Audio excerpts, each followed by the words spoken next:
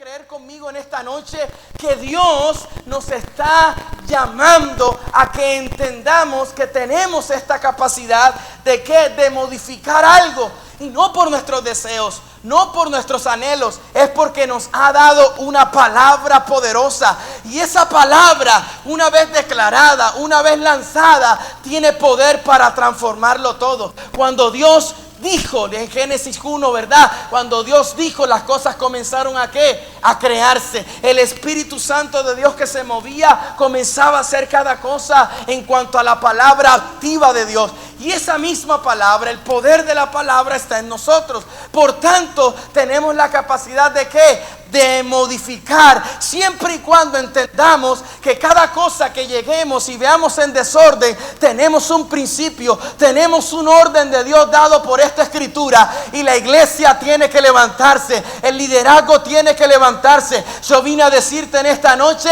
que es hora de que Dios está contando contigo para que tú puedas entender el orden de esta palabra, puedas lanzarlo, porque es necesario que como iglesia nos levantemos a decir: soy un movimiento activo para una reforma en esta sociedad. ¿Cuántos dicen amén a eso?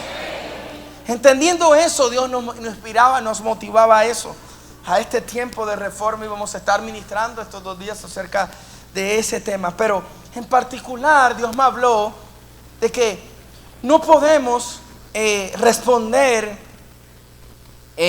a una reforma de nuestra sociedad, de nuestros valores, si nuestra visión cristiana con relación a la cultura no cambia. Escuche bien lo que le voy a decir en los minutos que siguen. Si nuestra visión cristiana referente o con relación a nuestra cultura no cambia, difícilmente seremos una iglesia efectiva en este tiempo. Difícilmente podemos dejar de ser una iglesia que canta coritos, que conoce información, que alaba, que canta, que es impetuosa, que es emocionalista, que a veces grita, pero de ahí no pasa nada. Si nuestra visión cristiana con relación a la cultura no es modificada, no es reformada, créame que no vamos a ser influyentes. Créame que no vamos a ser relevantes en este tiempo. ¿A qué me estoy refiriendo, pastor? Es sencillamente que los cristianos no deben. Cuando hablo de nuestra visión como cristianos con relación a la cultura, es que hoy en día la iglesia ha adoptado 2 posiciones. Número 1, y es: los cristianos no deben someter su pensamiento a la cultura de este tiempo. Y por supuesto que sí, es correcto, pero escúchame bien, es insuficiente para responder a las necesidades de ella. Por supuesto que sí. No podemos parecernos no podemos pensar como piensan los demás, ¿verdad? Hay una generación que se levanta hoy a decir que la pureza sexual no es necesario en este tiempo. Por supuesto que la iglesia, que los seguidores de Cristo, que hoy amantes de Jesús, entendemos que nuestro cuerpo le pertenece a Jesús y que hoy exaltamos la pureza en nuestro cuerpo. ¿Cuántos dicen amén a eso? En nuestra sexualidad. Pero una visión escasa es que hoy simplemente creemos que no debemos someter nuestro pensamiento a la cultura. Y lo segundo es que debemos destruir la cultura. Creo que la iglesia en los últimos, de 10 años a 5 años para acá, creo que se equivocó, permítame lo digo de esa manera muy precisa, se equivocó en pretender destruir la cultura.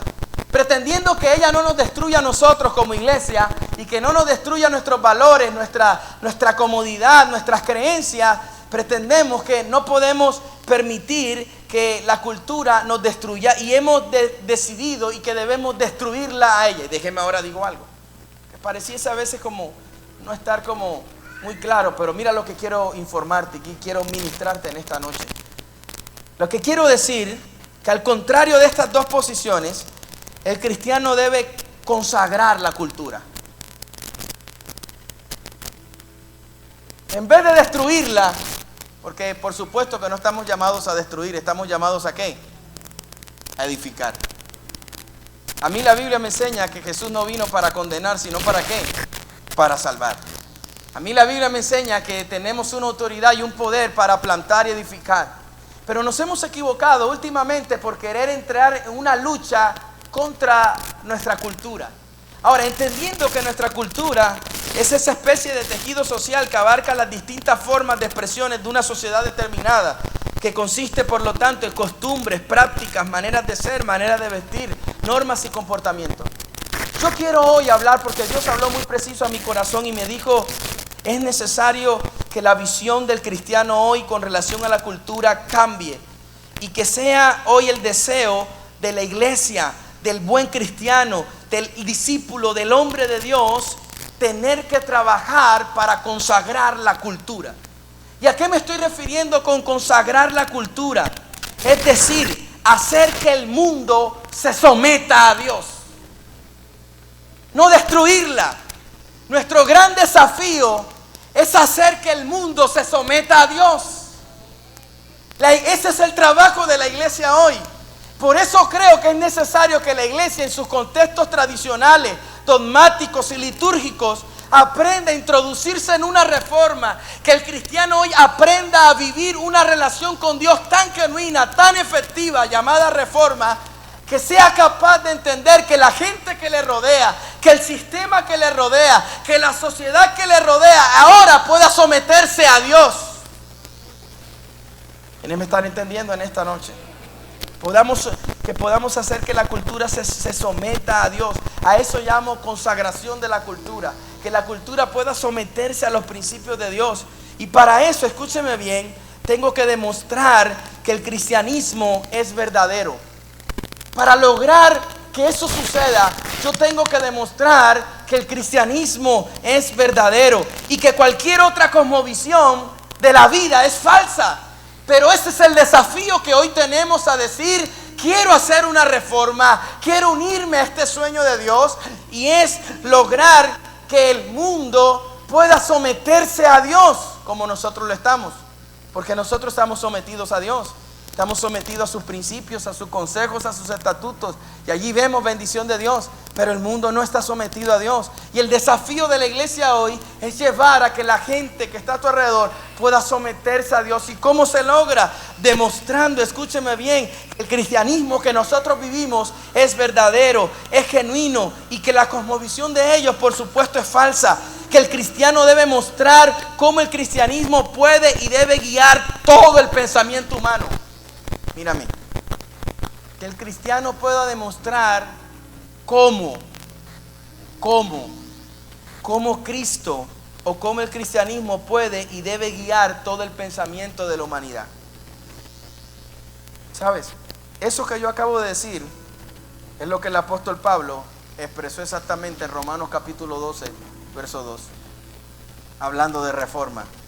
Dice lo siguiente: no imiten las conductas ni las costumbres de este mundo. Más bien, escuche bien, no imiten las costumbres, no imiten las conductas ni las costumbres de este mundo. Esa ha sido la lucha de la iglesia siempre. Pero mire lo que sigue diciendo el apóstol Pablo. Más bien, dejen que Dios los transforme en personas nuevas al cambiarles la manera de pensar. ¿Cómo podemos verdaderamente generar una reforma en nuestro entorno si no es siendo unas personas nuevas? No se trata de ideología, escúcheme bien. La ideología no cambia, las vidas transformadas cambian, inspiran, atraen. Y Pablo está diciendo, está bien, no se conformen a este mundo, no practiquen las cosas de ellos, pero más bien dejen que Dios los transforme en personas nuevas al cambiarles la manera de pensar. Entonces aprenderán a conocer cuál es la voluntad de Dios. ¿Sabes cuál ha sido la lucha de nosotros? En palabras, decirle a la gente que está equivocado y que la voluntad de Dios es esta. Pero a mí la Biblia me está diciendo que si ellos no cambian su manera de pensar, no va a cambiar su manera de vivir. Y si no cambia su manera de vivir, nunca van a estar viviendo en la voluntad de Dios. Yo vine a decirte hoy que es necesario que hoy nos levantemos a hacer una reforma en este tiempo. La reforma es que nuestro cristianismo, que nuestra vida cristiana, que nuestra manera de vivir el día a día con Jesús pueda ser tan relevante, tan inspiracional, tan desafiante, que la gente que está a nuestro alrededor desee y vea que nuestra vida ha sido transformada, que soy una vida nueva, porque de esa manera ellos van a ver que la voluntad de Dios es buena y es agradable y es perfecta, porque mi vida va a estar caminando en la voluntad de Dios. Va a haber bondad, va a haber perfección, va a haber gozo, va a haber alegría en medio de nosotros, porque es el deseo y propósito de Dios, transformar esta sociedad. Finalmente hay un hombre que me inspira mucho en las Escrituras y es Daniel. ¿Han escuchado de Daniel? Daniel, a la altura del capítulo 6, exactamente en el verso 27, 24, 25, 26 y 27, después de haber pasado por todos los desafíos, el horno de fuego, el foso de los leones, posteriormente dice que logró prosperar durante el reinado de Darío y durante el reinado de Ciro el persa.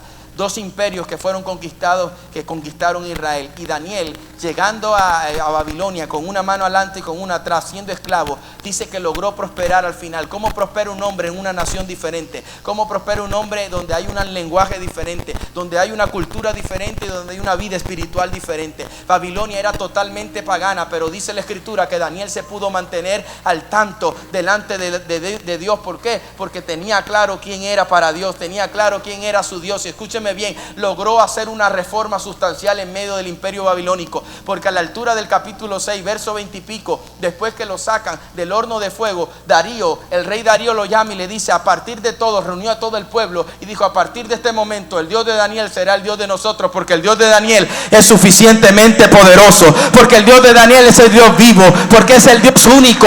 El rey Darío, escúcheme bien, el hombre impío ahora estaba reconociendo, solo porque un muchacho pudo permanecer fiel, porque un muchacho tenía una manera de pensar diferente, una manera que no se contagió con el sistema, una manera de pensar que no fue permeada por el sistema, por la presión de Babilonia, sino que entonces el acto de mantenerse fiel a los principios de quién era en Dios generó sí o sí una reforma. Y vine entonces esta noche a decirte, a inspirarte, a abrir una puerta profética en este tiempo para decirte que los grandes reformadores están sentados en este lugar y que la gente a tu alrededor va a declarar que quieren tu Dios, quieren estar en tu iglesia, quieren adorar como tú adoras, quieren orar como tú oras, quieren leer la Biblia como tú la lees. ¿Sabes por qué? Porque verán la gloria de Dios, porque verán su gracia, verán su poder. ¿Cuántos se ponen de pie en esta noche?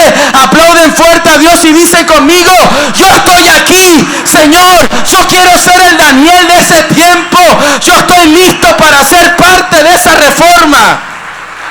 Quiero que me uses a mí para ser parte de esa reforma. ¿Quiénes dicen quiero ser parte de esa reforma?